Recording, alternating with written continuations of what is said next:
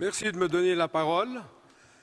J'aimerais attirer votre attention sur le caractère un peu malpoli des interruptions des actionnaires pour des raisons stomacales et culinaires. Je trouve inadmissible la manière dont les actionnaires sont traités et j'espère que je ne serai pas interrompu comme mes collègues. Pour les traducteurs et pour la jeunesse qui est ici présente, je vais commencer par ma conclusion parce que je ne veux pas qu'on me coupe le sifflet. Dans l'histoire des peuples, la Suisse aura le dernier mot, selon Victor Hugo. Et Denis de Rougemont de rajouter « Encore faut-il qu'elle le dise ». Il faut qu'on ait eu le temps, les quelques secondes, pour dire ce dernier mot. Denis de Rougemont le dit dans La Suisse ou l'histoire d'un peuple heureux. La Suisse, on est encore un peuple heureux. Mais il y a des nuages noirs à l'horizon.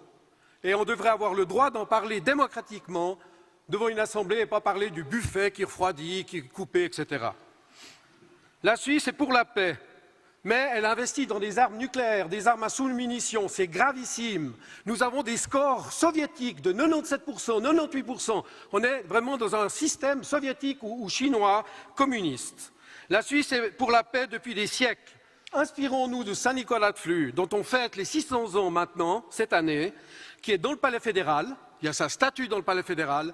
Il y a l'expression, le motto « un pour tous, tous pour un ». Vous êtes arrivé au terme de votre temps de disposition, Monsieur de Siebenthal. Merci. Mais c'est très mal poli la manière dont vous gérez cette Assemblée et vous avez raclé les fonds de tiroir du canton de Neuchâtel et condamné des Suisses à devenir pauvres et vous tuez la classe moyenne. Merci de rejoindre votre place.